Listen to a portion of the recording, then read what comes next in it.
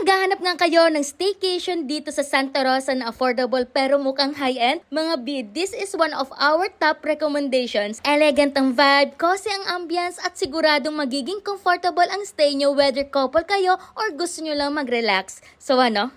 Tara! Hello mga bees! So for today's video, we'll be sharing another staycation here in Santa Rosa, Laguna. Ito yung itsura ng unit, agad namin napansin yung calming atmosphere. Soft tones, malinis ang paligid at maayos ang setup. Parang ang sarap agad humiga at magpahinga. At hindi siya mga bee overwhelming sa design pero classy at relaxing sa mata. Ito yung kitchen area nila na compact pero functional. May essentials ka na for light cooking or quick snacks. Perfect kung gusto niyo mag-breakfast date sa loob ng unit o mag-prepare ng simple dinner without going out. Ito naman mga bee yung toilet and bath nila na maayos and well-maintained. May provided na towels and toiletries kaya less hassle sa pag-impake. Malinis, fresh at komportable gamitin. Importante yan syempre sa staycation. At dito naman mga bee yung sleeping area. Ang ganda ng bed setup, malawak at inviting tingnan. Parang gusto mo na agad mag-cuddle at mag-rest. May TV na with Netflix at may wifi connection din. So pwede kayo mag-movie marathon nang hindi naboboard. At alam niyo ba mga bee, may fun couple games din na makikita sa cabinet below the TV. So kung gusto niyo ng bonding time na may konting kilig at tawanan,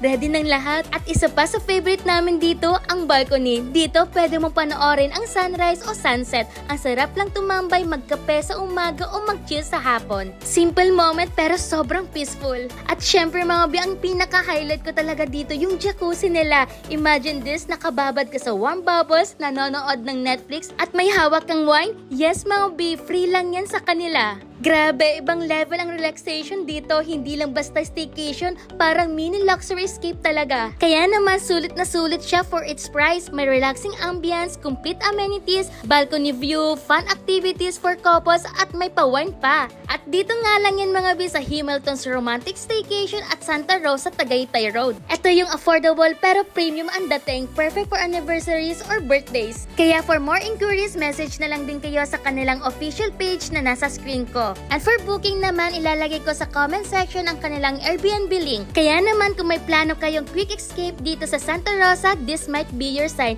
Again, this is Binibining April. Until next time, mwah!